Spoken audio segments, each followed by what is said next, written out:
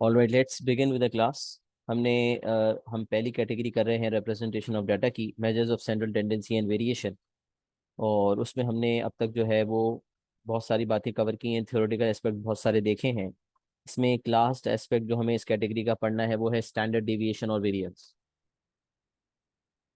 Standard deviation में और variance में जो डिफरेंस है वो बहुत मामूली है। मैंने शायद पिछले दफ़ा बताया भी था, अगर मुझे याद है तो मैंने यहाँ कहीं बात की है इस हवाले से।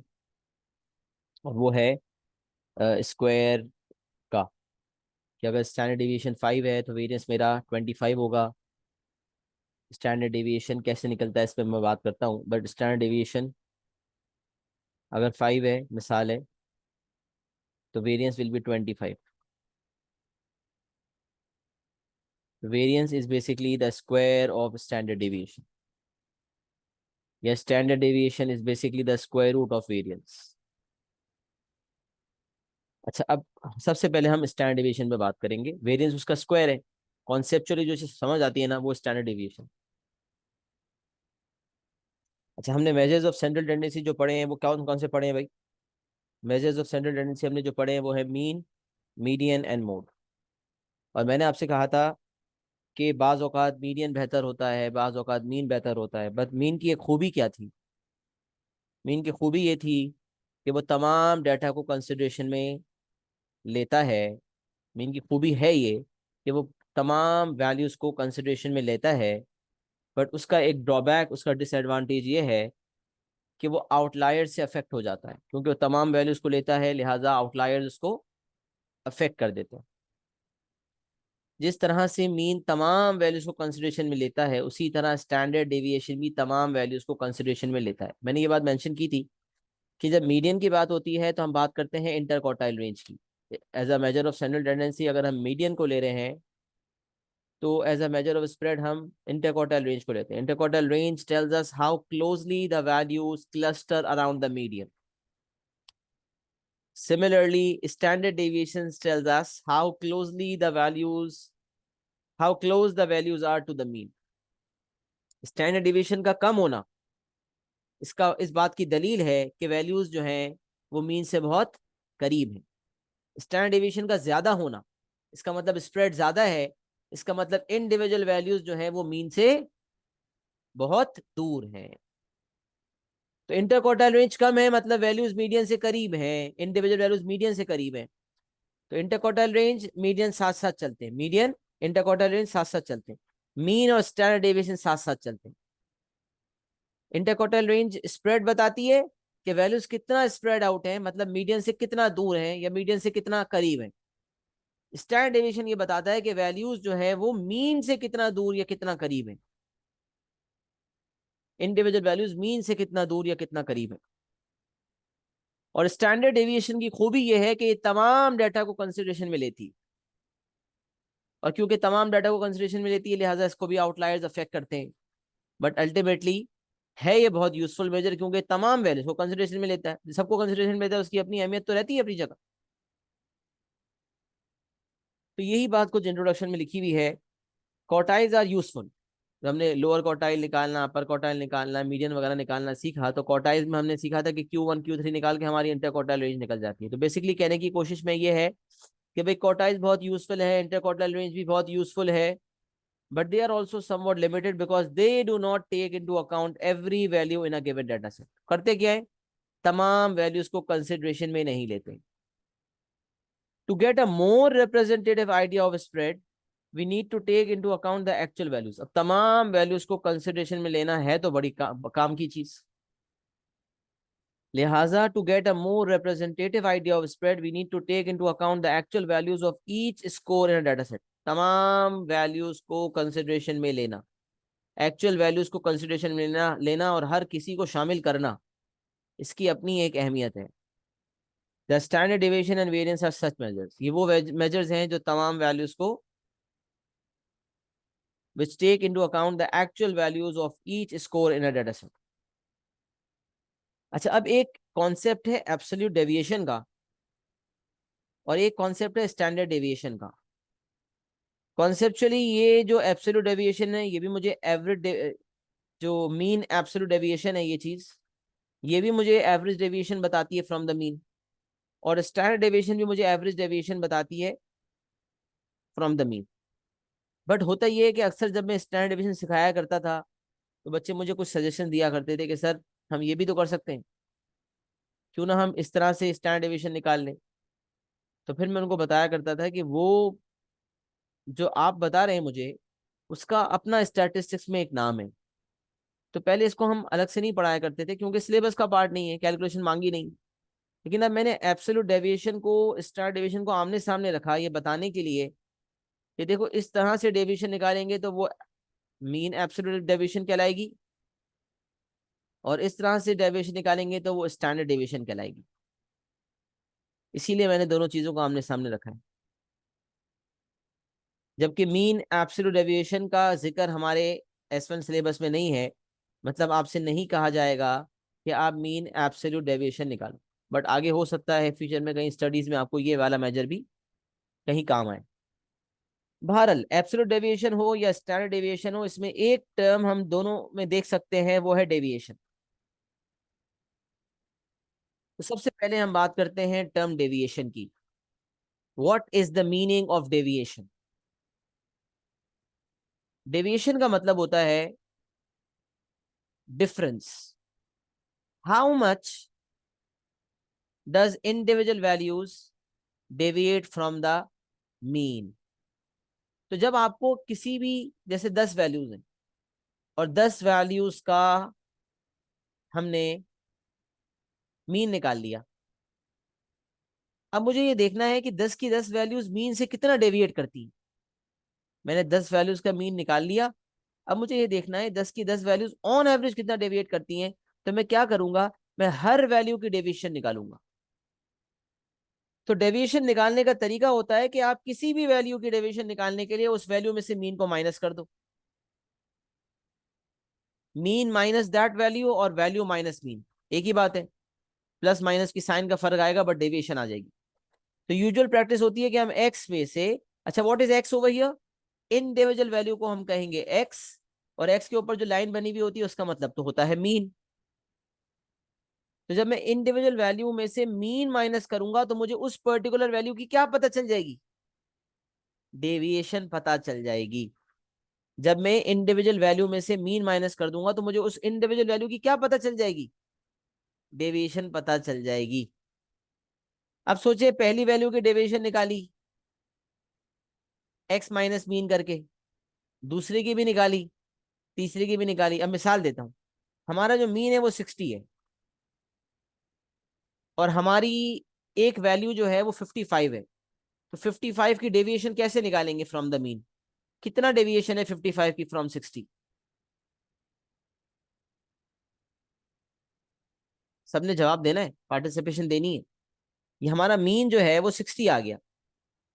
अब हमारी एक इंडिविजुअल वैल्यू 55 है, मैं आपसे पूछ रहा हूँ 55 की कितनी डेविएशन है फ्रॉम द मीन?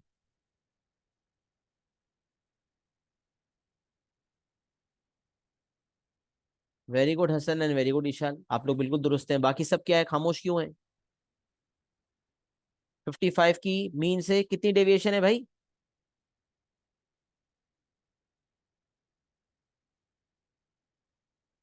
पार्टिसिपेशन दे। 5 की डेविएशन है। 55 और 60 में कितना डिफरेंस है? डेविएशन का मतलब डिफरेंस, इंडिविजुअल वैल्यू का मीन से फासला। तो 55 का 60 से कितना फासला है? 5 का फासला है, लिहाजा डेविएशन 5 हो गई। अब मैं पूछू 65 का मीन से कितना फासला है, कितनी डेविएशन है? तो आप बताएं जरा।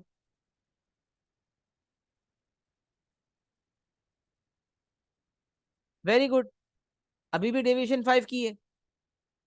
अच्छा फॉर्मूला देखें एक्स माइनस मीन, तो अगर मैं 55 माइनस 60 करता हूं तो मेरा -5 आएगा, और 65 माइनस 60 करता हूं तो +5 आएगा। अब अगर मैं इस तरह से डेविएशन निकालना शुरू करूं तो जो मीन से लोअर वाली वैल्यूज होंगी वो नेगेटिव डेविएशन दे रही होंगी, और जो मीन से बड़ी वैल्यूज होंगी वो पॉजिटिव डेविएशन दे रही होंगी। अब अगर मैं तमाम डेविएशंस, हर वैल्यू के डेविएशन निकाल के तमाम डेविएशंस का सिग्मा करूंगा, तो माइनस और प्लस तो आपस में एक दूसरे का इंपैक्ट कैंसिल आउट कर देंगी। तो असल डेविएशन का तो पता ही नहीं चलेगा। भाई मिसाल है, दो ही वैल्यूज हैं, एक 55 एक 65, और मीन आ रहा है इनका 60। अब मुझे स्टैंडर्ड डेविएशन निकालनी है, तो मैं इंडिविजुअल डेविएशन निकालता हूँ। एक डेविएशन मेरे पास आएगी -5, एक डेविएशन आएगी 5। जब मैंने इन दोनों को एग्रीगेट किया तो मेरे पास डेविएशन हो गई 0। तो ये रॉन्ग पिक्चर आ गई। डेविएशन 0 आने का मतलब होता है हर वैल्यू मीन के बराबर है, कोई वैल्यू मीन से डेविएट कर ही नहीं रही, जबकि ऐसा नहीं है, डेविएशन तो है। तो अगर तो मैं डायरेक्टली एक्स माइनस मीन करता हूं और तमाम डेविएशंस को ऐड कर देता हूं, तो नेगेटिव वाला इंपैक्ट पॉजिटिव वाले से कैंसिल आउट हो जाएगा। तो मीन एब्सोल्यूट डेविएशन की कैलकुलेशन कहती है पहले आप तमाम एब्सोल्यूट डेविएशंस निकाल लो। एब्सोल्यूट डेविएशंस का मतलब है हर डेविएशन पे मॉड्यूलस ले लो। क्या ले लो? मॉड्यूलस ले लो। तमाम डेविएशंस पर मॉड्यूलस ले लो। क्यों? कोऑर्डिनेट ज्योमेट्री में जब एरिया निकालना सीखा तो हमने आपको बताया कि एरिया निकालने के लिए आप शूलेस फॉर्मूला का इस्तेमाल करें, और उसमें अगर मॉड्यूलस के अंदर नेगेटिव वैल्यू आ जाए तो मॉड्यूलस से बाहर होके क्या हो जाएगी? वो पॉजिटिव हो जाएगी, पॉजिटिव हो जाएगी। तो इसीलिए एब्सोल्यूट डेविएशन का मतलब होता है हर वैल्यू की मैग्नीट्यूड के लिहाज से आप डेविएशन बताओ कि वो पॉजिटिव वैल्यू। एब्सोल्यूट का मतलब होगा positive value. Absolute value means distance from origin. तो अगर मैं -5 की डिस्टेंस फ्रॉम ओरिजिन देखूं तो भी 5 है, और 5 की डिस्टेंस फ्रॉम ओरिजिन देखूं तो भी 5 है। तो एब्सोल्यूट डेविएशन का मतलब है कि in magnitude, ignoring the positive negative sign, what will be the deviation. तो इसीलिए ये मॉडुलस का साइन इस्तेमाल होता है। तो अगर मैं 55 माइनस 60 करता हूं तो -5 आएगा, लेकिन मॉडुलस से बाहर आके बन जाएगा 5। और 65 माइनस 60 करता हूं तो वो पॉजिटिव ही आएगा और बाहर आके भी पॉजिटिव ही रहेगा। तो 55 की भी एब्सोल्यूट डेविएशन 5 है और 65 की भी एब्सोल्यूट डेविएशन 5 ही है। इसका मतलब तमाम डेविएशंस पॉजिटिव में आएंगी। तो पहले तमाम वैल्यूज से मीन माइनस करने के बाद और उस पर मॉडुलस अप्लाई करने के बाद उनकी एब्सोल्यूट डेविएशंस निकाल लो, फिर तमाम एब्सोल्यूट डेविएशंस का सिग्मा कर लो। सिग्मा कर लिया? अच्छा, क्योंकि मुझे तमाम एब्सोल्यूट डेविएशंस निकालने के बाद उसका मीन निकालना है, एब्सोल्यूट डेविएशन का मीन निकालना है, तो मीन का तो लॉजिक सिंपल है। मीन के लिए हम सबको सिग्मा करके नंबर ऑफ वैल्यू से डिवाइड करते हैं। तो जितनी इंडिविजुअल वैल्यूज की डेविएशन आई थी हमने सबसे पहले उन सबको क्या किया? सिग्मा किया। पहले तमाम इंडिविजुअल वैल्यूज की डेविएशन निकाली, उसको ऊपर मॉडुलस लगाया तो वो पॉजिटिव में आ गई। फिर सबको सिग्मा किया और एन से डिवाइड कर दिया, तो मुझे मीन एब्सोल्यूट डेविएशन का पता चल गया। मीन एब्सोल्यूट डेविएशन का मतलब है कि on average her value mean से कितना डेविएट कर रही है। अच्छा, अब जो काम मीन एब्सोल्यूट डेविएशन करके दे रहा है वही काम स्टैंडर्ड डेविएशन भी करके दे रहा है,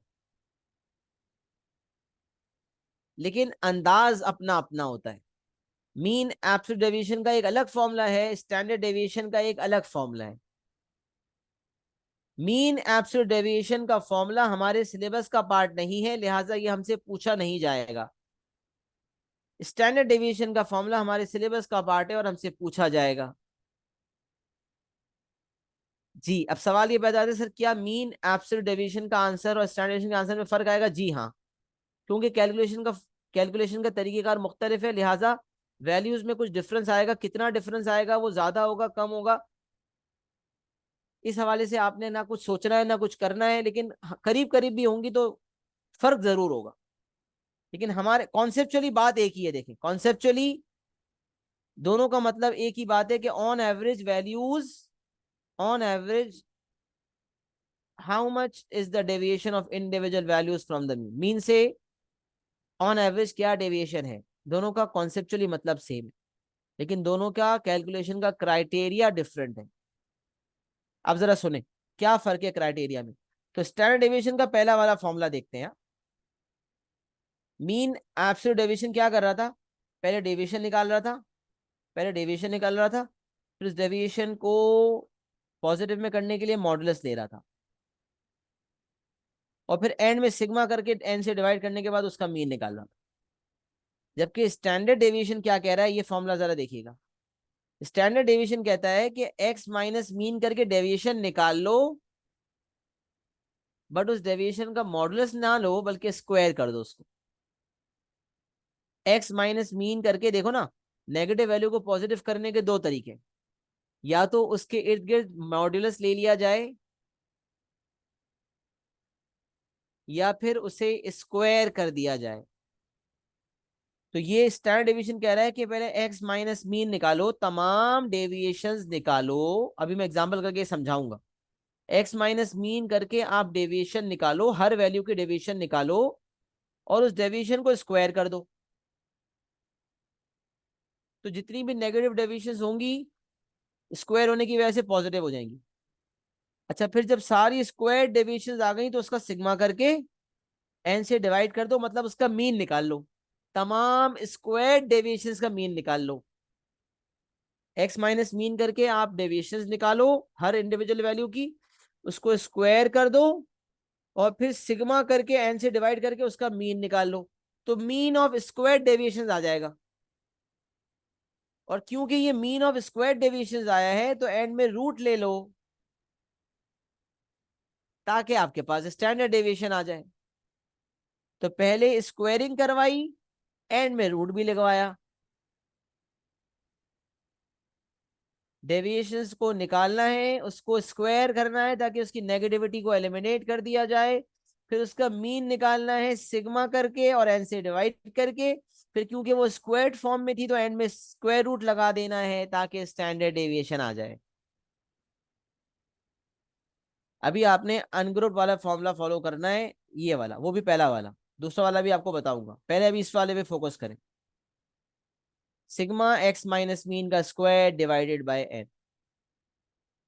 तो अब देखा जाए तो दोनों काम सेम कर रहे हैं, मीन एब्सोल्यूट डेविएशन और स्टैंडर्ड डेविएशन, बट दोनों के कैलकुलेशन का तरीकेकार अलग है। और हाँ, इनकी वैल्यूज में भी कुछ डिफरेंसेस होंगे। डिफरेंस जरूर होना है, कितना डिफरेंस होगा ये हम कैलकुलेशन करके तय कर पाएंगे, बट बहुत ज्यादा नहीं होगा। लेकिन हमें इसका कोई ताल्लुक नहीं है क्योंकि मीन एब्सोल्यूट डेविएशन हमारे सिलेबस का पार्ट नहीं। सिलेबस का पार्ट होता भी तो वो अलग अलग, जब कहता मीन एब्सोल्यूट डेविएशन निकालो तो हम वो फॉर्मूला फॉलो करते, स्टैंडर्ड डेविएशन कहता है तो हम ये वाला फॉर्मूला फॉलो करते। अभी हमारे सिलेबस में सिर्फ स्टैंडर्ड डेविएशन है, बट मैंने ये इसलिए लिखा क्योंकि अक्सर बच्चे मुझे कहते थे साहब स्क्वायर क्यों कर रहे हैं, स्क्वायर करने के बजाय मॉडुलस लगा लें पॉजिटिव करने के लिए। तो मैं उनको बताता था कि भाई उसका एक अलग फॉर्मूला है, उसका नाम अलग है, उसका अलग नाम है। बिल्कुल, एब्सोल्यूट डेविएशन का फॉर्मूला बहुत सिंपल लगता है, डेविएशन निकाल के सिग्मा करके एन से डिवाइड कर दो, बिल्कुल ऐसा ही। लेकिन यही बात है कि ये सिंपल वाली चीज सिलेबस में नहीं है और ये स्क्वायर करके रूट लेने वाली चीज हमारे सिलेबस में। अच्छा, मैं आपको बड़ी अमेजिंग बात बताता हूँ। ये स्क्वायर रूट लगाया ना तो मेरे पास, पहले हमने डेविएशंस निकाली, स्क्वायर किया, फिर उसका हमने एवरेज निकाला, मतलब मीन निकाला। तो मेरे पास मीन ऑफ स्क्वायर डेविएशंस आ गया। अभी जो मीन ऑफ स्क्वायर डेविएशंस है ना, इसको कहते हैं वेरिएंस। अगर मैं रूट ना लगा, अगर मैं रूट नहीं लगाता हूं तो ये जो चीज आई है ना, मीन ऑफ स्क्वायर डेविएशंस, इसको कहते हैं वेरिएंस। और अगर मैं उस पर रूट लगा लूं तो मुझे मिल जाएगा स्टैंडर्ड डेविएशन। अच्छा, स्टैंडर्ड डेविएशन के बारे में थोड़ा पढ़ भी लेते हैं। ये बात हमने पढ़ ली थी, 3 लाइनें। एब्सोल्यूट डेविएशन क्या है? The simplest way of calculating, the simplest way लिखा हुआ भी है, the simplest way of calculating the deviation of a particular value from the mean is to find the difference between that value and the mean. Deviation, ये तो deviation की बात हो रही है। डेविएशन निकालने का आसान तरीन तरीका ये है, deviation of a particular value from the mean, simplest way of calculating the deviation of a particular value from the mean is to find the difference between the value, difference between that value and the mean। मतलब ये बोल रहा है x minus mean. और absolute deviation का मतलब है कि एक्स माइनस मीन करके उसका मॉडुलस ले लो ताकि वो डेविएशन पॉजिटिव में आए। और मीन एब्सोल्यूट डेविएशन का मतलब है कि आपने सबको सिग्मा कर लिया और एन में एन से डिवाइड कर लिया, एवरेज आउट कर लिया ताकि आपके पास मीन एब्सोल्यूट डेविएशन आ जाए कि ऑन एवरेज कितनी डेविएशन। बट ये पार्ट ऑफ सिलेबस नहीं है, मैंने मेंशन कर दिया। The standard deviation, what is standard deviation? The standard deviation is the average amount of variability in the given data set. Average amount of variability का मतलब है on average how much the values deviate from the mean, from the mean. Interquartile range बताती थी from the median, standard deviation बताता है from the mean. How much does the individual values on average deviate from the mean? It tells us on average how far each value lies from the mean. देख रहे हैं, वही बात जो मैं कर रहा था। It tells us on average how far each value lies, how far each value lies from the mean. A high standard deviation means the spread is higher and it means that the values are generally far away from the mean. इसका मतलब होगा values in general जो है mean से दूर है, which indicates the inconsistency in the data set. कि values जो है mean is not as representative as we think. mean उस केस में इतना representative नहीं है। standard deviation ज्यादा होने का मतलब spread ज्यादा है, values में consistency कम है। इसका मतलब mean जो है डाटा का इतना representative, मीन उस केस में इतना रिप्रेजेंटेटिव नहीं है। While a low standard deviation indicates that the values are clustered close to the mean. Interquartile range की definition कह रही थी clustered, how closely the values cluster around the median. यहाँ पर how closely the values cluster around the mean. तो mean के साथ चलता है standard deviation, median के साथ चलता है interquartile range। कई दफा रिपीट किया। The standard deviation is used in conjunction with the mean to summarize continuous data, not categorical data. Categorical data हमने कहा था ना, theoretical data है, जैसे एक सर्वे कर रहे हैं, भाई किस में आते हो, कार में, बस में, तो वो उसके लिए हमने सीखा था कि ना मीन निकल सकता है ना मीडियन निकल सकता है, such data can not be arranged, और उसमें सिर्फ एक ही हमारे काम का मेजर होता है, वो मोड होता है। तो it is use to find the mean, standard mean is used in conjunction with the mean to summarize continuous data, not categorical data. In addition, the standard deviation like the mean is normally not appropriate when the continuous data is significantly skewed or has outliers. वैसे बहुत काम का है ये standard deviation, but इसकी validity week हो जाती है, इसकी वैलिडिटी कम हो जाती है। Is not normally appropriate when the data contains outliers. Yes, significantly skewed का मतलब ही ये होता है कि पॉजिटिवली स्क्यूड या नेगेटिवली स्क्यूड है, इसका मतलब उसके अंदर आउटलायर्स मौजूद हैं। तो उसकी फिर क्योंकि वो तमाम वैल्यूज को कंसिडर करता है, तो आउटलायर्स को अफेक्ट कर देते हैं, जस्ट लाइक द मीन। अच्छा, स्टैंडर्ड डिवीजन का फॉर्मूला अभी हम सिर्फ पहला वाला पढ़ रहे हैं, ये वाला, कि हमने एक्स माइनस मीन करके डेविएशन निकाली, उसका स्क्वायर किया, सिग्मा किया और एन से डिवाइड किया, मतलब उसका मीन निकाल लिया। स्क्वायर डेविएशन का मीन निकाल लिया। सिग्मा और एन से डिवाइड करने का मतलब है तमाम डेविएशन निकाल के स्क्वायर किया और उसका मीन निकालने के लिए सिग्मा करके डिवाइड बाय एन कर दिया। जिस किसी चीज का भी मीन निकालना है तो उसका मतलब उसका सिग्मा करके नंबर ऑफ वैल्यू से डिवाइड कर दिया जाए, यही उसूल बनता है। अब इस वाले फॉर्मूला की एप्लीकेशन मैं आपके सामने रख रहा हूँ, फिर वेरिएंस वगैरह भी पढ़ लेंगे। वेरिएंस के फॉर्मूला आप देख लें, वही फॉर्मूला जिसको अभी मैं अप्लाई करने जा रहा हूँ, वेरिएंस का भी वही फॉर्मूला है, बस आप देख सकते हैं कि वो बगैर रूट के। और यही बात देखी हुई, वेरिएंस निकालने के लिए स्टैंडर्ड डेविएशन का स्क्वायर कर दो, या स्टैंडर्ड डेविएशन निकालने के लिए वेरिएंस का अंडर रूट कर दो। अब अक्सर बच्चे पूछे सर वेरिएंस बता क्या रहा होता है? ऑन, जो सही मानों में समझ आता है ना, वो स्टैंडर्ड डेविएशन की ऑन एवरेज वैल्यूज मीन से कितना डेविएट करती, उसी को स्क्वायर कर दो तो वेरिएंस आ जाता है। तो वेरिएंस भी दरअसल बता दो डेविएशन ही रहा होता है, लेकिन वो स्क्वायर्ड फॉर्म में बता रहा होता है। तो ज्यादा समझ तो बगैर स्क्वायर्ड वाली चीज आती है। तो standard deviation conceptually makes more sense to us, but stats का एक टर्म है वेरिएंस, तो हमें पता होना चाहिए। अच्छा, मैंने सारी बात तो पढ़ ली थी ना, वेरिएंस का भी पढ़ ही लेते हैं। Variance measures variability of the data values from the mean, बताती वेरिएबिलिटी है डाटा वैल्यूज की from the mean. It is calculated by taking the differences between each number in the data set and the mean, then squaring the differences to make them positive,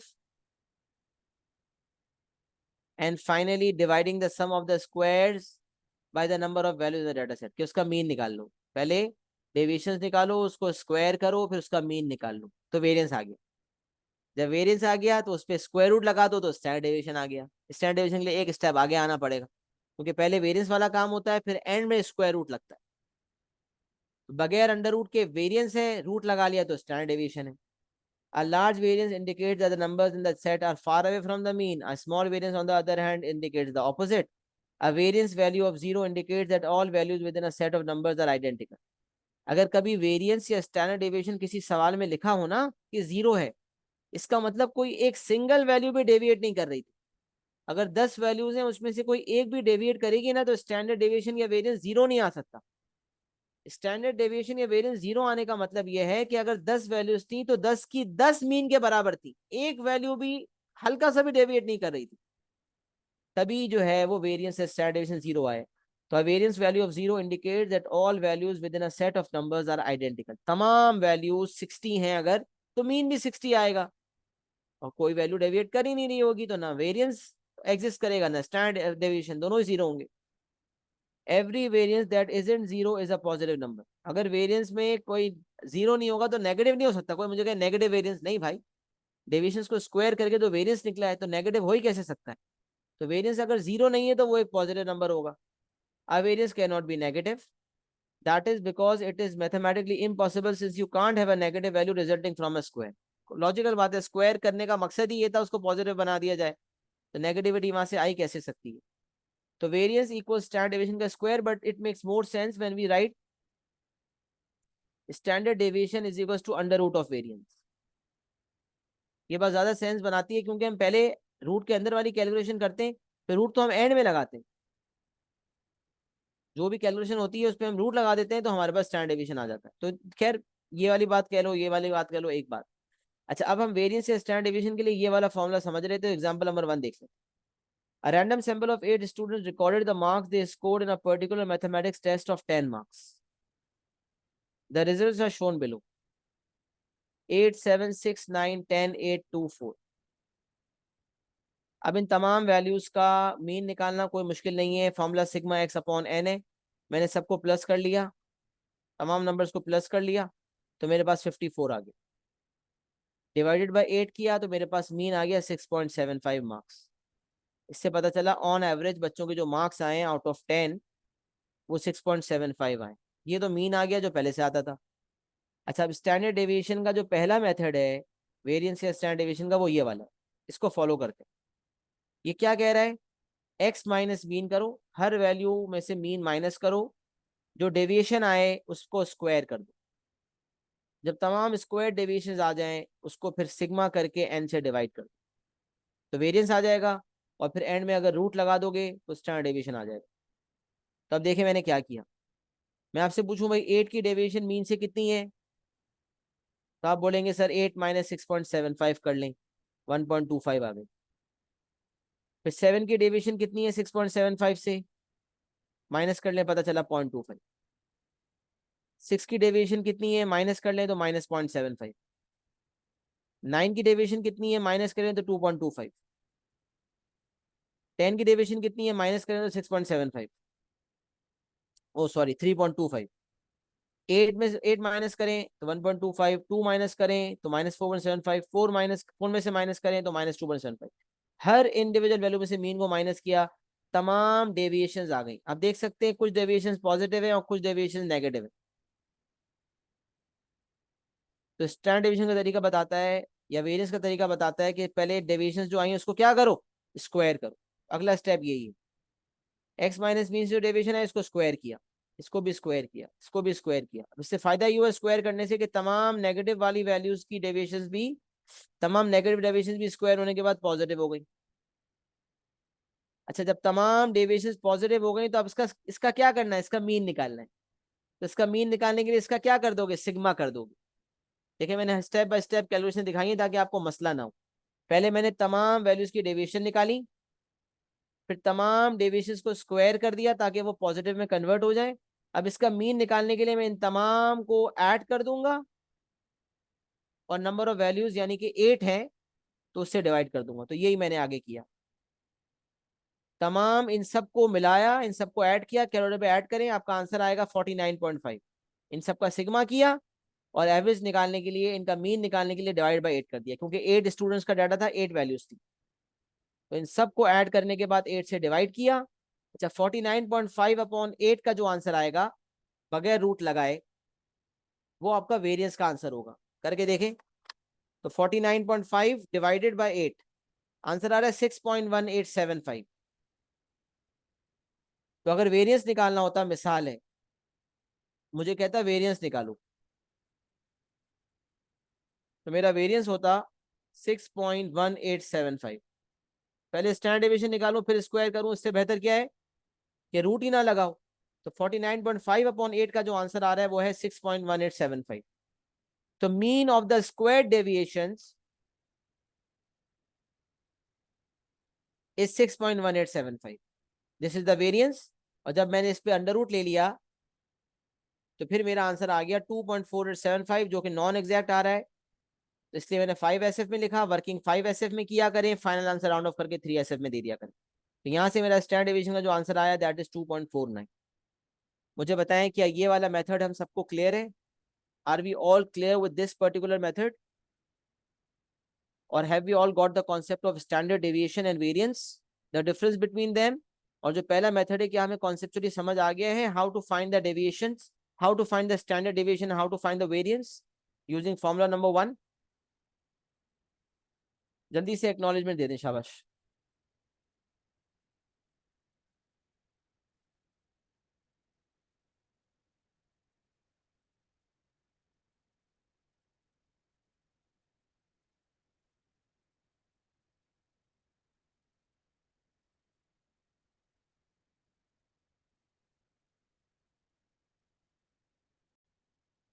चलिए अल्हम्दुलिल्लाह, यहाँ तक सबको clear हो गया है। और हमने स्टैंडर्ड डेविएशन का कॉन्सेप्ट समझ लिया कि किस तरह से डेविएशन निकलती है, कि हम पहले डेविएशन निकालते हैं, फिर हम उसका स्क्वायर करते हैं, फिर हम उसका मीन निकालते हैं सिग्मा करके और डिवाइड बाय एन करके। तो हमारे पास मीन ऑफ स्क्वायर डेविएशन आ जाता है जिसे हम कहते हैं वेरिएंस। और अगर हम इसी फॉर्म में मतलब रूट ना लें तो ये वेरिएंस कहला रहा होगा, इसको वेरिएंस कह रहे होंगे, लेकिन अगर हम इस पे रूट लगा देते हैं तो हमें स्टैंडर्ड डेविएशन मिल जाएगा। सही है। और एक बात, हाँ चले, एक फॉर्मूला हमने समझ लिया। अच्छा, ये वेरिएंस के हवाले से हमने सारी गुफ्तगू भी पढ़ ली थी। और मैंने आपको ये बताया था कि देखें वेरिएंस के फॉर्मूलाज यहाँ पर वाज़ेह तौर पे लिखे हुए हैं, और यही फॉर्मूला स्टैंडर्ड डेविएशन के रखे हुए हैं विद रूट साइन। रूट लगा दिया उन्हीं फॉर्मूलाज पे जो जो आपको वेरिएंस के फॉर्मूलाज नजर आ रहे हैं, ये वाले फार्मूला 1, फार्मूला 2। अगर मैं इस पे रूट लगा देता हूँ तो मुझे स्टैंडर्ड डेविएशन मिल जाएगा, क्योंकि स्टैंडर्ड डेविएशन निकालने के लिए मुझे वेरिएंस पे रूट लेना पड़ रहा होता है। सही है। अच्छा, अब इसमें एक बात मैं और कहना चाह रहा था, वो क्या बात थी? हाँ, वो ये बात थी कि फॉर्मूला शीट में हमारे ये फॉर्मूलाज गिवन होते हैं, मैंने कहा ये आपको बता दूं। मीन जो है हमारा सिग्मा एक्स अपॉन एन होता है अनग्रुप डाटा का, और उस केस के अंदर जो है वो ये हमारे फॉर्मूला स्टैंडर्ड डेविएशन के आपके सामने लिखे हुए। वेरिएंस के यहाँ पर फॉर्मूलाज नहीं लिखे हुए। मतलब आपको ये कॉन्सेप्ट क्लियर होना चाहिए कि अगर मुझसे वेरिएंस पूछा जाएगा तो मैं यही कैलकुलेशंस बगैर रूट के करूँगा, तो फिर मेरे पास वेरिएंस आ जाएगा। अगर मुझे वेरिएंस चाहिए होगा तो ये रूट हट जाएंगे और मेरे पास आंसर आ जाएगा। इसी तरह ग्रुप का भी एक फॉर्मूला दिया हुआ है, अनग्रुप का भी फॉर्मूला दिया हुआ है, यही फॉर्मूलाज वहाँ भी दिए हुए। आपको एप्लीकेशन सीखनी है, बस फर्क ये है कि ग्रुप के अंदर फ्रीक्वेंसी उसने बाद में लिखी हुई है, मैंने फ्रीक्वेंसी अपने फॉर्मूला में पहले लिखी हुई। तो sigma x square into F है, मैंने सिग्मा एफ एक्स स्क्वायर लिखा। एक ही बात है, दोनों का मतलब यही है कि एक्स स्क्वायर को एफ से मल्टीप्लाई करना है और यहाँ एफ को एक्स स्क्वायर से मल्टीप्लाई करना है। सही। ऑर्डर फ्रीक्वेंसी का डिफरेंट है, उसने बाद में लिखी हुई, मैंने पहले लिखी हुई। अभी इसको अप्लाई करवाए भी नहीं, मैं आपको अप्लाई करवाता हूँ इंशाल्लाह। बहरहाल बताना ये था कि फॉर्मूला जो हैं आपको रटने नहीं है, फॉर्मूला फॉर्मूला शीट में गिवन है। what you have to learn is the application. If you know how to apply a formula, then perfectly you can get all the marks. असल चीज है एप्लीकेशन। अच्छा, अब सवाल ये पैदा होता है कि मेथड नंबर 1 तो हो गया, अब मेथड नंबर 2 किया है। अभी हम अनग्रुप डाटा पे फोकस्ड हैं, ग्रुप डाटा में आपको थोड़ी देर बाद बताता हूँ इंशाल्लाह। तो स्टैंडर्ड डेविएशन का पहला वाला फॉर्मूला हमने अप्लाई किया और हमें कॉन्सेप्चुअली समझ भी आया कि करना क्या था और क्यों हो रहा है, मतलब क्या है स्टैंडर्ड डेविएशन का। ये जो फॉर्मूला है जिसमें हमने डेविएशन निकाली, तमाम डेविएशन निकाल के उसको स्क्वायर किया, हर डेविएशन निकाली, हर हर वैल्यू की डेविएशन निकाली, उसको स्क्वायर किया, फिर तमाम डेविएशंस का सिग्मा किया, और एन से डिवाइड करने के बाद उन डेविएशंस का, उन स्क्वायर डेविएशंस का मीन निकाल लिया, तो मुझे वेरिएंस मिल गया। और जैसे ही मैंने रूट लगाया तो मुझे स्टैंडर्ड डेविएशन मिल गया। ये हमने फॉर्मूला नंबर 1 देखा था। अब जो चीज कॉन्सेप्चुअली समझ आती है, जो प्रोसेस पूरा स्टैंडर्ड डेविएशन कॉन्सेप्चुअली समझ आता है, वो फॉर्मूला नंबर 1 से समझ आता है। इसमें कॉन्सेप्ट ऑफ डेविएशन बिल्कुल वाजे तौर में हमारे सामने आता है। अब ये जो दूसरा फॉर्मूला यहाँ पर लिखा हुआ है, ये समझ लें, मतलब ये दूसरा जो फॉर्मूला लिखा हुआ है, समझ लो ये वाला असल फॉर्मूला जो है, आसानी जिसमें होगी ना, वो ये वाले फॉर्मूला में। जो फॉर्मूला नंबर 1 है ना आपके सामने, इसी को, इसी का दूसरा वर्जन आपके सामने यहाँ पर लिखा हुआ है। अब दोनों फॉर्मूला शीट में गिवन है, तो हम दोनों की एप्लीकेशन हमें आनी चाहिए। बाजों का डाटा कुछ इस तरह का होता है कि हमें ये फॉर्मूला लगाना पड़ रहा होता है। जैसे हमारे पास sigma x minus mean whole square दिया हुआ है और मुझसे कह रहा है स्टैंडर्ड डेविएशन निकालो, और एन भी मुझे पता है, तो मुझे इस गिवन चीज को सिर्फ एन से डिवाइड करना होगा और स्टैंडर्ड डेविएशन आ जाएगा। तो इस तरह के सवाल है जिसमें उसने वेरिएबल एक्स की जगह कुछ और इन्वॉल्व किया, जैसे मिसाल है उसने टी इन्वॉल्व किया है, टी फॉर टेम्परेचर, तो T minus mean of T whole square उसने मुझे दिया हुआ था, एन भी मुझे पता था, और मुझे कहा था स्टैंडर्ड डेविएशन निकालो। तो मुझे टी माइनस मीन का होल स्क्वायर जो दिया हुआ था उससे एन को डिवाइड करना था, तो मेरे पास वेरिएंस आ जाता, और अगर स्टैंडर्ड डेविएशन चाहिए होता तो मैं रूट ले लेता। तो बाज़ औक़ात डाटा दिया हुआ इस तरह से होता है कि मैं पहला वाला फॉर्मूला लगाता हूँ। अच्छा, अगर मुझे इंडिविजुअल नंबर्स पता है, if I have been given the individual values, जैसे जिसकी बेसिस पर मैंने ये फॉर्मूला नंबर 1 लगाया है, अगर वो वाला डाटा मुझे दिया हुआ है जो अभी मैंने देखा था, आपको दिखाया था, जिसपे मैंने फॉर्मूला नंबर 1 अप्लाई करके बताया था, अगर उस तरह का डाटा दिया हुआ है तो फिर फॉर्मूला नंबर 1 लगाना जरूरी नहीं है, बल्कि हम फॉर्मूला नंबर 2 का इस्तेमाल कर सकते हैं। फॉर्मूला नंबर 2 क्या कह रहा है, जरा ये देखें। फॉर्मूला 1 कह रहा था हर वैल्यू में से मीन माइनस करना है, फिर उसका स्क्वायर करना है, फिर उसका मीन निकालने के लिए सिग्मा करके एन से डिवाइड कर देना। फॉर्मूला 2 कह रहा है हर इंडिविजुअल वैल्यू जो है ना उसको क्या करना है, स्क्वायर करना है, डायरेक्टली स्क्वायर करना है। फॉर्मूला 1 कह रहा था हर वैल्यू में से मीन माइनस करना है फिर स्क्वायर करना है। फॉर्मूला 2 कह रहा है हर वैल्यू का हर एक्स को स्क्वायर कर दो। अच्छा, इसमें कुछ बच्चे कंफ्यूज होते हैं, वो समझते हैं ये करना है सिग्मा एक्स होल स्क्वायर। ये बात आप वाजे तौर पे अपने जहन में बिल्कुल बिठा लें, sigma x square is not equals to sigma x whole square. बहुत ही ज्यादा इंपॉर्टेंट बात है ये, अक्सर बच्चे ना इसमें कंफ्यूज रहते हैं। ये बहुत इंपॉर्टेंट नोट है। इन दोनों में क्या फर्क है जरा देख लें। सिग्मा एक्स होल स्क्वायर का मतलब होता है कि आप तमाम एक्स की वैल्यूज को पहले ऐड करो, सिग्मा करो, और फिर तमाम एक्स की वैल्यूज का जब सम आ जाए तो एंड में उसको स्क्वायर कर दो। जबकि सिग्मा एक्स स्क्वायर मुझे कहता है कि हर वैल्यू का पहले स्क्वायर करो और तमाम स्क्वायर्ड वैल्यूज का सिग्मा करो। पहले सिग्मा करो, फिर सिग्मा जब आ जाए तमाम एक्स की वैल्यूज का सिग्मा करो, तमाम एक्स की वैल्यूज का सम करो, फिर एंड में एक स्क्वायर करो, तमाम एक्स की वैल्यूज को स्क्वायर करो और फिर उसके बाद सिग्मा करो। तो हमें ये वाला काम करना है फॉर्मूला में, ये वाला काम। We don't have to do this. तो ये दोनों बराबर नहीं है, ये बात बिल्कुल वाजे समझ लें। तो सिग्मा एक्स स्क्वायर का मतलब, ब्रैकेट नहीं लगा हुआ, सिग्मा एक्स स्क्वायर का मतलब ये है कि हर एक्स पे हर इंडिविजुअल वैल्यू को स्क्वायर करना है और उसका सिग्मा करके एन से डिवाइड कर देना है, और फिर उसमें से मीन का स्क्वायर माइनस कर देना।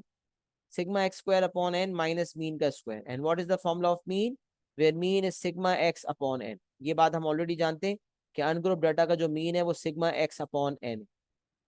तो सिग्मा एक्स अपॉन एन करके हमें मीन जो निकालते हैं हम, उसका स्क्वायर हमें माइनस कर देना।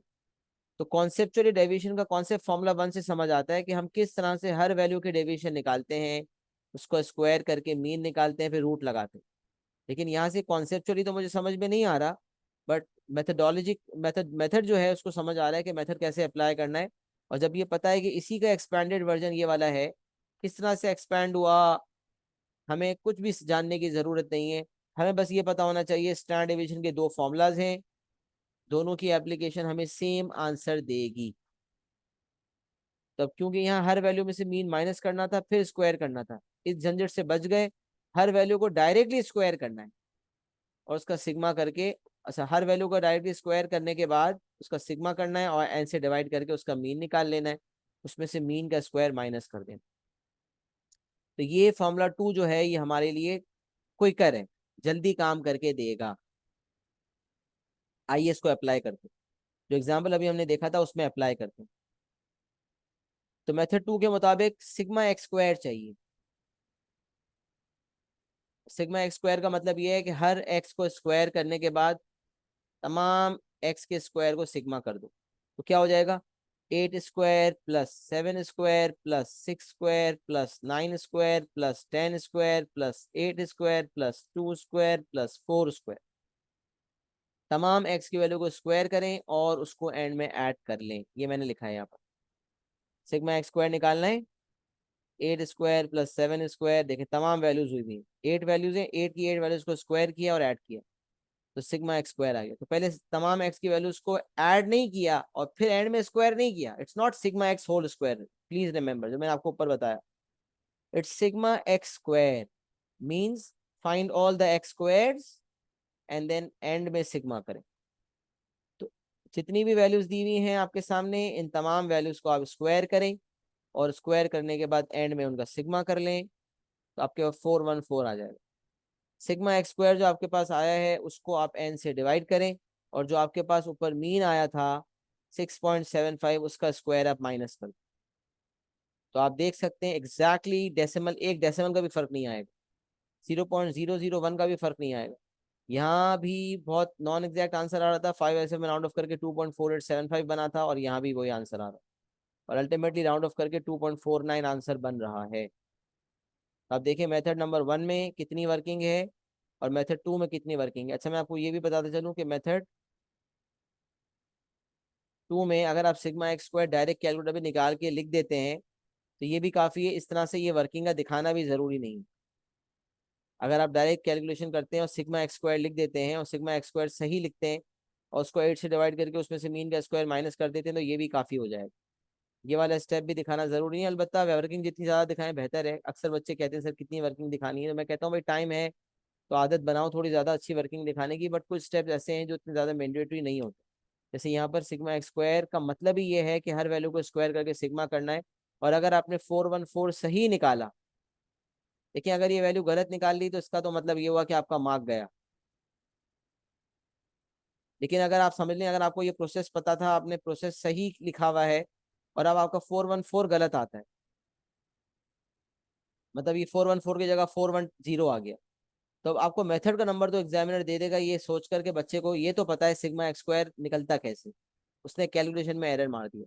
बट अगर आपने ये वर्किंग नहीं की और आपने 414 के बजाय 4110 लिख दिया, तो बच्चा बोल रहा है भाई बच्चे को तो पता ही नहीं है, एग्जामिनर बोलेगा यार बच्चे को तो पता ही नहीं है सिग्मा एक्स स्क्वायर कैसे निकलता है, क्योंकि इसने वैल्यू ही सही नहीं निकाली। तो शायद मेथड का जो मार्क मिल सकता था वो नहीं मिलेगा, अलबत्ता अगर वैल्यू बिल्कुल करेक्ट आई तो फिर तो मसला नहीं। सही है, तो आप एग्जैक्ट एक्यूरेसी में काम करने की कोशिश करें। बहरहाल मैंने दोनों मेथड आपके सामने रख दिए। स्टैंडर्ड डेविएशन का जो दूसरा फॉर्मूला है वो भी मैंने आपके सामने रख दिया। मुझे बताएं क्या ये दूसरा फॉर्मूला भी हम सबको समझ आ गया है? एक्नॉलेजमेंट देंगे इंशाल्लाह, तो I am going to move forward then.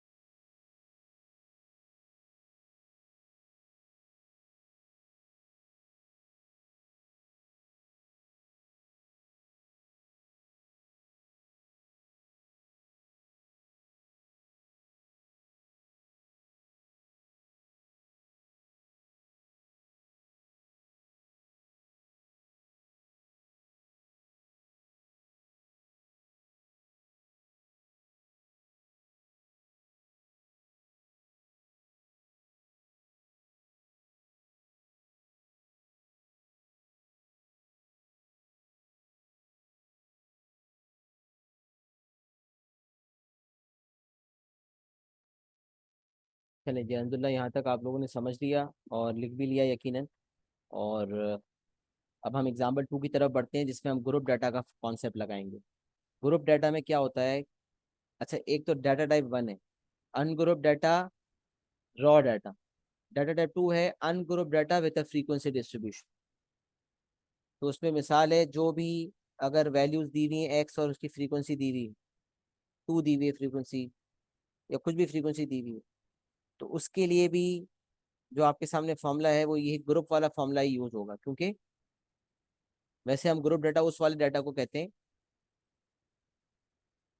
जिसमें इंटरवल्स होते हैं, but ungroup data with frequency distribution में क्योंकि फ्रीक्वेंसी मौजूद होती है, लिहाजा फॉर्मूला के लिहाज से हम यही वाला फॉर्मूला यूज करेंगे अगर कभी हमारे पास इंडिविजुअल वैल्यूज हो और उनकी फ्रीक्वेंसीज दी हुई। बट यूजुअली जब सवाल आ रहा होता है तो वो ग्रुप डाटा का आ रहा होता है, मतलब जिसमें क्लास इंटरवल्स होते हैं।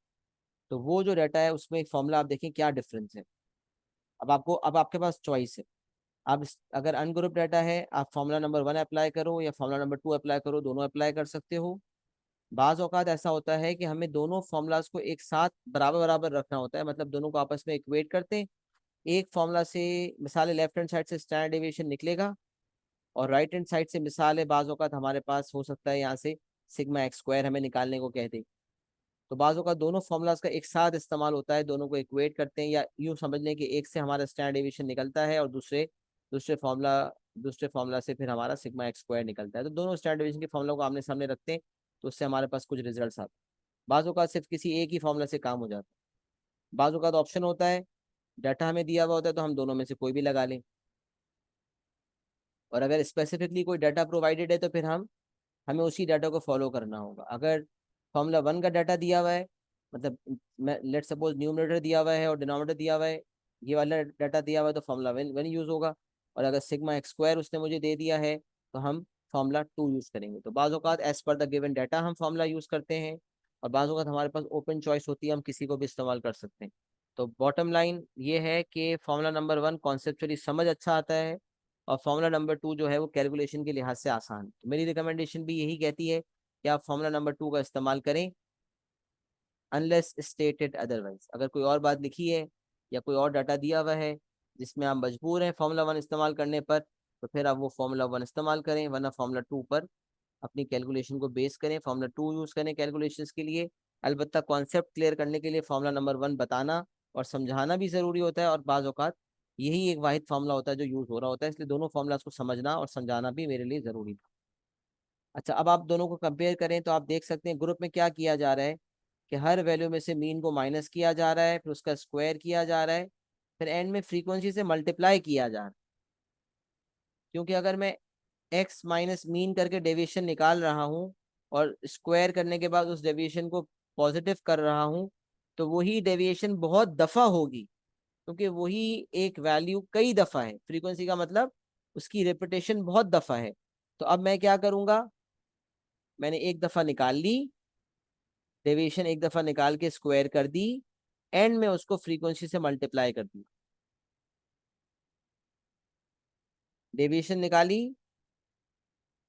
अच्छा, अब यहाँ अगेन कुछ बच्चे समझते हैं कि पहले सिग्मा एफ होगा फिर मल्टीप्लाई होगा। नहीं, सिग्मा एंड में लगेगा, याद रखें सिग्मा जो इंस्ट्रक्शन है वो एंड में अप्लाई होगी। इसीलिए मार्किंग जो फॉर्मुला शीट में सिलेबस में फॉर्मुला लिखा हुआ है, सॉरी फॉर्मुला शीट में फॉर्मुला लिखा है उसमें एफ एंड में है, इसीलिए शायद कि बच्चे को कंफ्यूजन ना हो। देखिए एफ एंड में लिखा हुआ, यही बताने के लिए कि पहले एक्स माइनस मीन हर वैल्यू की डेविएशन निकाल के उसका स्क्वायर करो और फिर उसको कॉरस्पॉन्डिंग फ्रीक्वेंसी से मल्टीप्लाई करो। अच्छा, पहली कोई वैल्यू की डेविएशन निकाल के स्क्वायर करके उसको उसकी कॉरस्पॉन्डिंग फ्रीक्वेंसी से मल्टीप्लाई करो, फिर दूसरी वैल्यू की डेविएशन निकाल के स्क्वायर करो और कॉरस्पॉन्डिंग फ्रीक्वेंसी से मल्टीप्लाई करो, फिर तीसरी वैल्यू की डेविएशन निकाल के स्क्वायर करो, कॉरस्पॉन्डिंग फ्रीक्वेंसी से मल्टीप्लाई करो, और फिर जब तमाम आ जाए तो एंड में उसका सिग्मा कर लो और फिर सिग्मा एफ से डिवाइड कर लो। ये फॉर्मूला नंबर 1 हो गया। फॉर्मूला नंबर 2 में भी मैंने एफ पहले लिखा है, उसने बाद में लिखा हुआ है, यही बताने के लिए कि फॉर्मूला नंबर 2 के मुताबिक आपको हर वैल्यू को स्क्वायर करना था, हर वैल्यू का स्क्वायर करो, बट अब हर वैल्यू का स्क्वायर करने के बाद उसको कॉरस्पॉन्डिंग फ्रीक्वेंसी से मल्टीप्लाई करो, हर वैल्यू का स्क्वायर करने के बाद उसको कॉरस्पॉन्डिंग फ्रीक्वेंसी से मल्टीप्लाई करो, और फिर टोटल फ्रीक्वेंसी से डिवाइड करने के बाद उसमें से मीन का स्क्वायर माइनस कर दो, और जो मीन का फॉर्मूला यहाँ पर होगा वो होगा sigma f x upon sigma F. इसमें भी हम एफ पहले लिखते हैं, हमारी आदत एफ पहले लिखने की, sigma f x upon sigma f. Ungroup data है तो मीन का फॉर्मूला होता है sigma x upon n, group data है तो मीन का फॉर्मूला होता है sigma f x upon sigma f. दोनों फॉर्मूलाज आप यूज करने के काबिल हैं, आप दोनों फॉर्मूलाज यूज कर सकते हैं। अच्छा, अब इसकी एप्लीकेशन मैं आपके सामने रखता हूँ ताकि आपको क्लियर हो जाए। अब मैं मेरा काम है समझाना, तो मैं दोनों फॉर्मूला से समझाऊंगा, जबकि मेरी अपनी रिकमेंडेशन ये है कि आप दूसरा फॉर्मूला यूज कीजिएगा, वो ज़्यादा क्विकर है। बट अभी मैं मेथड 1 मेथड 2 दोनों से सिखाऊंगा, ताकि अगर आपको मेथड 1 भी ज़्यादा पसंद है तो आप मेथड 1 भी अगर लगाना चाहते हैं हमेशा, तो आप उसको फॉलो कर सकते हो। बट अक्सर डाटा ऐसा होता है कि आपको मेथड नंबर 2 से ही काम लेना पड़ता है, लिहाजा मेथड 2 पे भी आपकी पूरी कमांड होनी चाहिए। तो मेरी रिकमेंडेशन कहती है मेथड 2 से कैलकुलेशन करो, मेथड 1 अगर मजबूरन जरूरत पड़े तो मेथड 1 का इस्तेमाल करो, वरना मेथड 2 पे फोकस करो। लेकिन हाँ, कुछ सवाल मेथड 1 से भी कर लेना, ताकि कॉन्सेप्ट मेथड 1 का भी क्लियर रहे। कॉन्सेप्ट आपका दोनों फॉर्मुलाज का क्लियर रहना चाहिए। अच्छा, अब जब डाटा ग्रुप डाटा आता है तो आपको पता है क्या करना होता है, मैं आपको बता दूं। ग्रुप डाटा के अंदर सबसे पहले जब आपके पास इंटरवल आता है, अब आपने का फॉर्मूला मीन निकालना है मुझे। वो कह रहा है estimates of the mean and standard deviation निकालो। अब आपको पता है ये जो डाटा टाइप 3 होता है, group class, group data, group frequency distribution, इसमें आपको एस्टिमेट्स निकालने का कहा जाता है। आपको कहा जाता है कि आप एस्टिमेट्स निकालो। क्यों ये आपको एस्टिमेट्स निकालने का कहता है, सवाल ये पैदा होता है, ये आपको एस्टिमेट्स निकालने का क्यों कहता है? क्योंकि यहाँ हमारे पास ग्रुपिंग की वजह से बहुत सारा एक्चुअल डाटा लूज हो जाता है। ग्रुपिंग की वजह से एक्चुअल डाटा लूज हो जाता है, और यही एक वजह है कि जिसकी वजह से आपके पास मीन और स्टैंडर्ड डेविएशन दोनों एस्टिमेट्स आते हैं। क्यों भाई? 0 से 10 के दरमियान मार्क्स लाने वाले 15 स्टूडेंट्स हैं, लेकिन अब मुझे ये नहीं पता कि 1 मार्क लाने वाले स्टूडेंट्स की तादाद क्या है, 2 मार्क्स लाने वालों की तादाद क्या है, और 10 मार्क्स लाने वालों की तादाद क्या है। मैं तो ये बात जानता ही नहीं हूँ। बस मुझे ये पता है कि 0 से 10 का जो जो 0 से 10 की जो रेंज हमें डिफाइंड है, उस रेंज में हमारे पास 15 स्टूडेंट्स हैं। लेकिन किस स्टूडेंट के कितने मार्क्स हैं ये बात हम नहीं जानते। तो हमने यहाँ कॉन्सेप्ट पढ़ा था मिडल वैल्यू का। मीन निकालने के लिए हम हर क्लास की मिडल वैल्यू निकाल लिया करते थे। वो मिडल वैल्यू उस पर्टिकुलर क्लास को रिप्रेजेंट करती। तो 0 और 10 की मिडल वैल्यू है 5। तो sigma f x upon sigma F में जिसको मैं एक्स मानूंगा वो ये 5 होगा। अच्छा, यहाँ मिडिल वैल्यू हो जाएगी 15, यहाँ हो जाएगी 25, यहाँ हो जाएगी 35, यहाँ हो जाएगी 45। तमाम मिडिल वैल्यूज आपकी आ गई, उसको आपने एक्स मानना है। बस फिर क्या, इसको एक्स माना तो बाकी फॉर्मूलाज का खेल है। तो अगर तीसरा डाटा टाइप है, थर्ड डाटा टाइप है, जिसमें ग्रुप फ्रीक्वेंसी डिस्ट्रीब्यूशन है, ग्रुप क्लास इंटरवल दिए हुए हैं, ग्रुपिंग हुई हुई है, तो आपने हर क्लास की मिडिल वैल्यू लेनी है, ताकि वो मिडिल वैल्यू उस पर्टिकुलर क्लास को रिप्रेजेंट करे, और उसको आपने एक्स मानना है। फिर बाकी सारा गेम फॉर्मूला का होगा। मीन हम निकालना जानते हैं, मीन हमने पहले भी निकाला है। अब हम स्टैंडर्ड डेविएशन निकालना सीख लेते हैं। अच्छा, एक बात याद रहे कि इस तरह का डाटा आपको हिस्टोग्राम के साथ या बाज़ औक़ात क्यूमुलेटिव फ्रीक्वेंसी कर्व्स के साथ दिया जाता है। तो अगर हिस्टोग्राम या क्यूमुलेटिव फ्रीक्वेंसी डिस्ट्रीब्यूशन के साथ आपको इस तरह का डाटा दिया जा रहा है, और आपसे estimates of mean and standard deviation निकालने को कहा जा रहा है, तो आप यही मेथडोलॉजी फॉलो करेंगे जो मैं आपको यहाँ सिखा रहा हूँ। हिस्टोग्राम की frequency data type representation data की 4th और 5th कैटेगरी। बट आप समझ लें, जो स्किल आपने सबसे पहली कैटेगरी में गैदर की है वो आपकी बहुत जगह लगनी है। जो सेकंड कैटेगरी है उसमें भी इस्तेमाल होगी, third category stem and leaf box and whisker में भी इस्तेमाल होगी, फोर्थ हिस्टोग्राम, फिफ्थ क्यूमुलेटिव, सब में इस्तेमाल होनी है नॉलेज। इसलिए इस नॉलेज को अप्लाई कर, इसको समझाने में सबसे ज़्यादा टाइम भी लगा। इसमें सबसे ज़्यादा थ्योरेटिकल एस्पेक्ट भी डिस्कस हुआ, और ये आपको through out the representation of data काम आएगा। इसलिए इस वाली कैटेगरी को सही से समझाना बहुत ज़रूरी था, इसीलिए इस पर अच्छा खासा हमने टाइम भी लगाया, इस पर अच्छी खासी हमने एनर्जी भी लगाई, और मैंने पूरी कोशिश की है कि मैं आपको हर कैटेगरी का प्रॉपर कॉन्सेप्ट दे सकूँ। अच्छा, अभी आपके सामने वर्किंग है जो आ रही है स्टेप बाय स्टेप। मीन का फॉर्मूला होता है sigma f x upon sigma F. Mean का फॉर्मूला होता है sigma f x upon sigma F.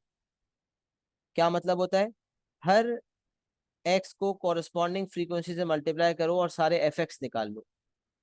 जब सारे एफ एक्स आ जाएं तो फिर एंड में उसका सिग्मा कर लो। सिग्मा एफ एक्स निकालने के बाद सिग्मा एफ से डिवाइड कर लो। सिग्मा एफ वही होगा जितने स्टूडेंट्स का डाटा लिया गया था। 60 स्टूडेंट्स का डाटा लिया गया था। आप ऐड कर लें 15 + 5 20, 20 + 20 40, 48 एंड 60। पूरे 60, सिग्मा एफ आपका 60 बन रहा है।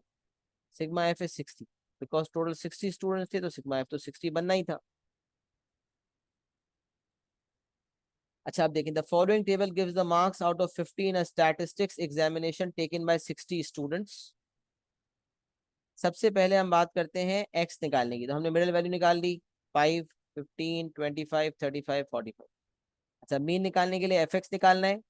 कैलकुलेशन मेरे साथ आप देखिए, खुद कैलकुलेटर उठा के भी चेकिंग करते जाएं ताकि आपको समझ आता जाए कि कैलकुलेशन में क्या किया जा रहा है। क्योंकि अगर अभी आप हाँ हाँ हाँ करते जाएंगे और कैलकुलेटर मेरे साथ नहीं उठाएंगे और मेरे साथ साथ कैलकुलेशंस नहीं करेंगे, तो फिर आपको मुश्किलात का सामना करना पड़ सकता है। लिहाजा आप मेरे साथ साथ कैलकुलेशंस करें ताकि आपको प्रोसेस पूरा समझ आ रहा हो, इंटरनलाइज हो रहा हो कि किया किया है सर ने, कैसे किया है। और अगर कहीं कोई दिक्कत दुश्वारी कोई परेशानी आ रही है तो आप अभी रेजन करके मुझसे पूछ भी सकते हैं इंशाल्लाह। तो भाई सबसे पहले हर क्लास को रिप्रेजेंट करने के लिए उसकी मिडिल वैल्यू निकाल ली। अब वो मिडिल वैल्यू को एक्स मान लिया, उस मिडिल वैल्यू को कॉरेस्पॉन्डिंग फ्रीक्वेंसी से मल्टीप्लाई करना है एफ एक्स निकालने के लिए। तो 5 × 15 इज 75, 15 × 5 इज ऑल्सो 75, 25 × 20 इज 500, इसका 35 × 8 इज 280, 45 × 12 इज 540। तमाम एफ एक्स आ गए। मीन का फॉर्मूला है sigma f x upon sigma F. तमाम एफ एक्स को प्लस करें, तमाम एफ को प्लस करके डिवाइड कर दें, आपका मीन आ गया। तो ये देखें पहला काम यही है, बाकी कॉलम अभी छोड़ दें। ये मीन का फॉर्मूला देखें, ये वाली रो निकालने के बाद आपने इन सबको ऐड किया और इन सबको ऐड करने के बाद आपका जो सिग्मा आ रहा है वो है 1470। चेक कर सकते हैं, 75, 75, 500, 280 और 540, इन सबको ऐड करें 1470 आ जाएगा आपका sigma f x. Sigma f x निकालने के बाद आप सिग्मा एफ से डिवाइड कर दें। सिग्मा एफ का मतलब हो गया तमाम फ्रीक्वेंसीज का सम। ये तो 15 + 5 + 20 + 8 + 12, 15 + 5 + 20 + 8 + 12, इन सब फ्रीक्वेंसीज को अगर आप ऐड कर दें तो आपका आंसर आ जाएगा 60। और डाटा भी 60 स्टूडेंट्स का था। Sigma f x upon sigma F की आपका मीन आ गया। ये मीन आप पहली दफा नहीं निकाल रहे, ये पहले भी कई निकाल चुके हैं। याद रखें, अगर आपसे मीन ना भी पूछा जाए, अगर आपसे सिर्फ स्टैंडर्ड डेविएशन पूछा जाए तो भी याद रखें मीन का निकालना जरूरी है, क्योंकि बगैर मीन के स्टैंडर्ड डेविएशन नहीं निकल सकता, ना मेथड नंबर 1 से ना मेथड नंबर 2 से।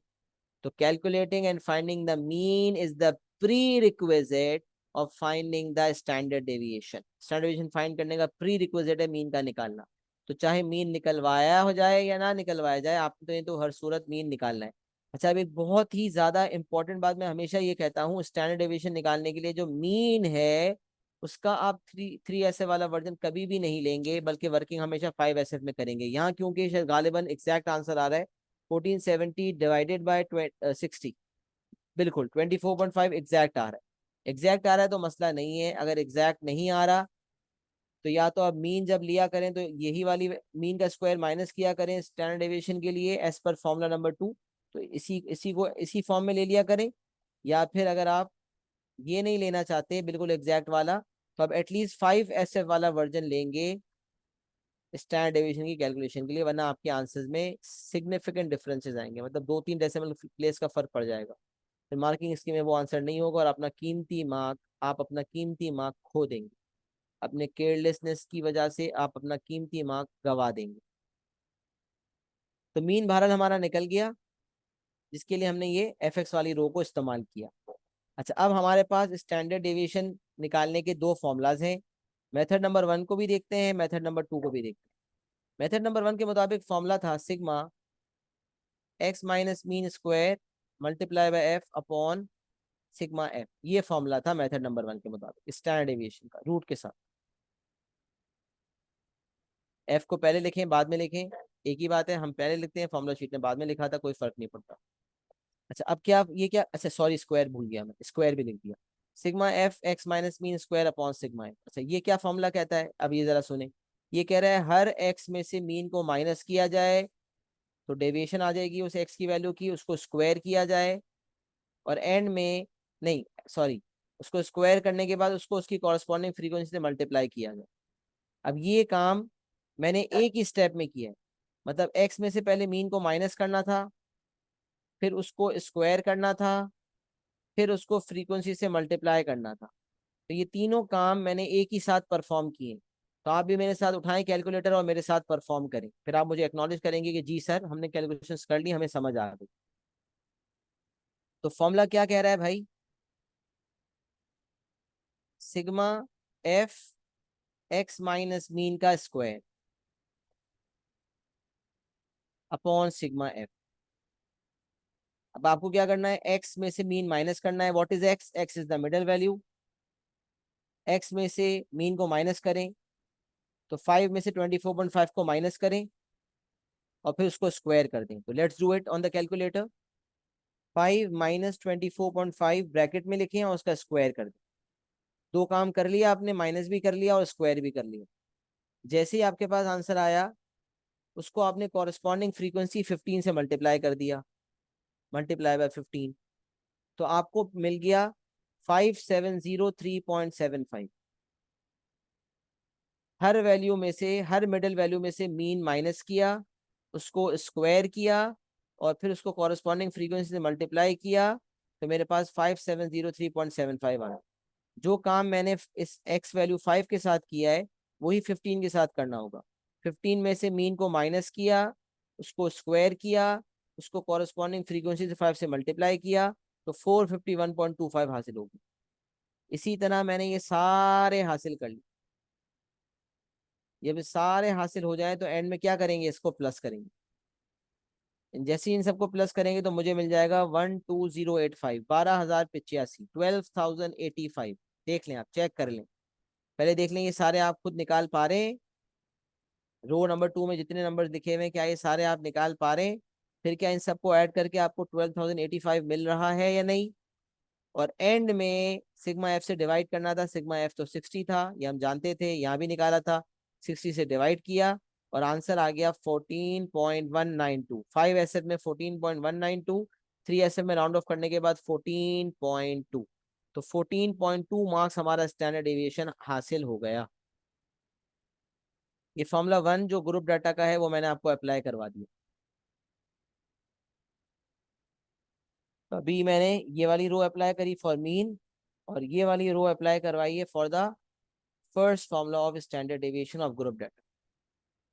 तो यहाँ तक मुझे बताएं, क्या आप लोगों ने कैलकुलेशंस को समझ लिया, मेरे साथ साथ कैलकुलेशन कर ली? क्या यहाँ तक कॉन्सेप्ट सबका क्लियर है? एक्नॉलेजमेंट करें, जी सर हमने कैलकुलेशंस भी कर ली और हमें समझ आ गया है। प्रॉपर बताएं, क्योंकि मैं देख तो रहा नहीं आप लोगों को। एटलीस्ट आप लोग बता दें, आप लोग पे भरोसा हो जाएगा कि आप लोग बोलेंगे सर हमने कैलकुलेशंस कर ली, हमसे कैलकुलेशंस हो रही।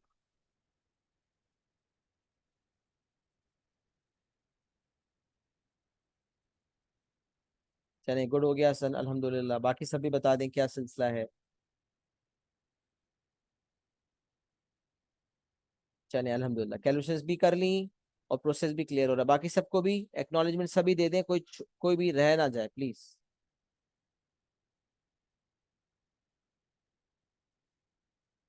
जी ईशाल, उमर, आप लोग का जवाब नहीं आया कुछ?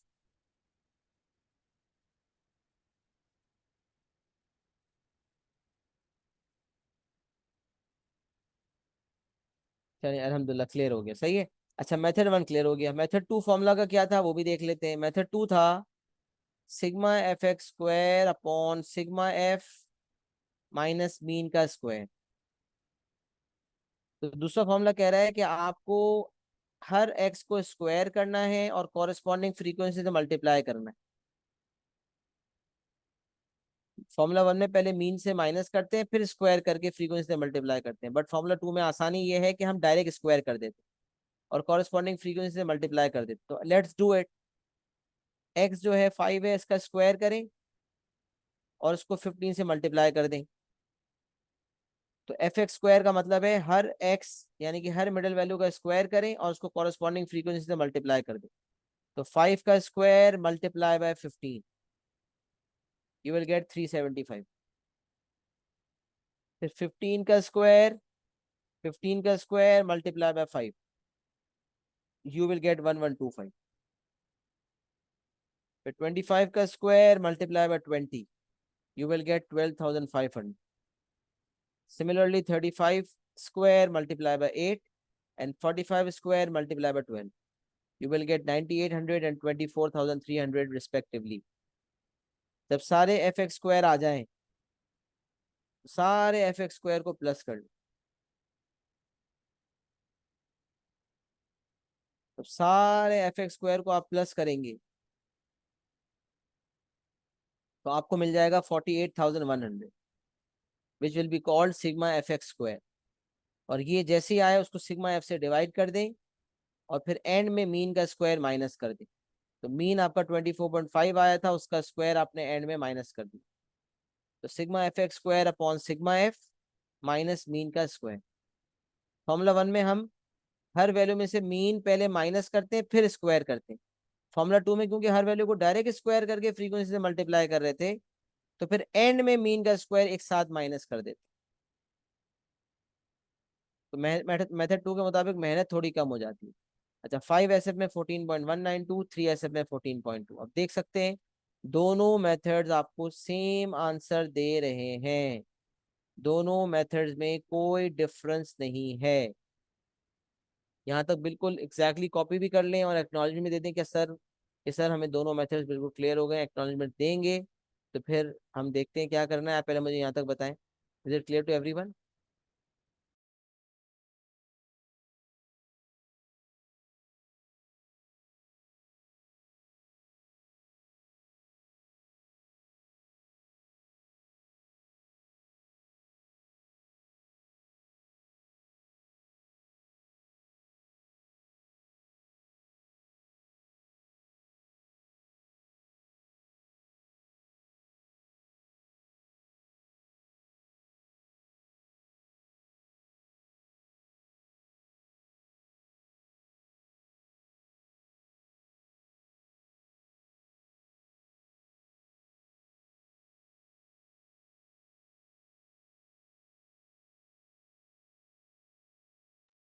अच्छा, अब देखिए आपके आपने क्या करना है।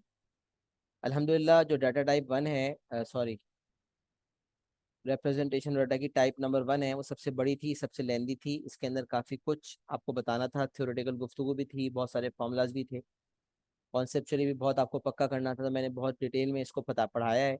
अब आपने ये करना है कि जितना 3 क्लासेस आई गैस हो गई हमारी टोटल इस पर्टिकुलर कैटेगरी को लेकर, बट उसमें हमने बहुत डिटेल में माशाल्लाह डिस्कशंस की हैं। तो आपने पूरे नोट्स यहाँ तक रिवाइज करने हैं। उसके बाद जो कैटेगरी नंबर 1 है, मतलब ये वाली जो कैटेगरी अभी हम कर रहे हैं, इसके आपने सवालात करके नेक्स्ट क्लास में लेकर आने और फिर मुझसे मसले मसाइल रिजॉल्व करवाने हैं। और उसकी हेल्प के लिए मैं कुछ सवालात एलएमएस पे आपके सामने अपलोड कर दूंगा। 6 8 10 सवाल, जो 15 8 10 सवाल मैंने पास में करवाए हुए हैं, उसकी रिकॉर्डिंग्स में अपलोड कर दूंगा। बट आपने डायरेक्ट उन रिकॉर्डिंग्स को नहीं देखना, ये बात बिल्कुल इंस्ट्रक्शन वाजे कर लें। आपने जितना सीखा है उसको प्रॉपर तरीके से पहले रिव्यू करें। कॉन्सेप्ट अगर आपके पक्के हो गए हैं, इंशाल्लाह सवालात में आपको मसला नहीं होगा। आपने इन्हीं कॉन्सेप्ट्स को लगाना होगा।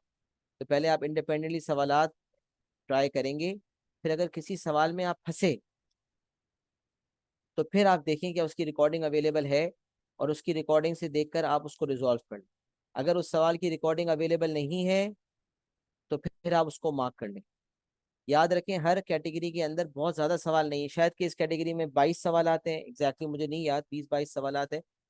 हर कैटेगरी में जो सवालात हैं वो कम कम है। वजह ये कि रिप्रेजेंटेशन ऑफ डाटा की जो मैंने 5 कैटेगरीज में इसको तोड़ा हुआ है, इन पांचों कैटेगरीज को मिलाने के बाद आपके 10 से 12 नंबर का सवाल बनता है। मतलब कभी कभार कोई एक चीज आती है, कभी कोई दूसरी चीज आती है, कभी क्यूमुलेटिव फ्रीक्वेंसी आ रहा है, कभी हिस्टोग्राम आ रहा है, कभी stem and leaf and box and whisker आ रहा है, कभी यहाँ से सवाल आ रहा है। तो हर सवाल हमेशा नहीं आता, लेकिन कुछ भी कभी भी आ जाता है। तो हमें इन पांचों कैटेगरीज को पक्का करना होगा ताकि हमारे 10 से 12 नंबर सिक्योर हो जाए। बाकी आगे जो टॉपिक्स हम पढ़ेंगे इंशाल्लाह हर टॉपिक की फिर वेटेज होगी। तो भारत 10 12 नंबर की वेटेज 50 नंबर में से अच्छी खासी होती है। तो आपने पक्का करना है हर कैटेगरी को। सवालात इंशाल्लाह एलएमएस पर अपलोड हो जाएंगे, लेकिन आपने फौरन नहीं देखने। बुक अगर आपने अब तक प्रिंट नहीं की तो उसको प्रिंट कर लीजिएगा और उसके बाद जितने नोट्स हैं उसको कॉपी करने के बाद फिर आप सवालात कीजिएगा।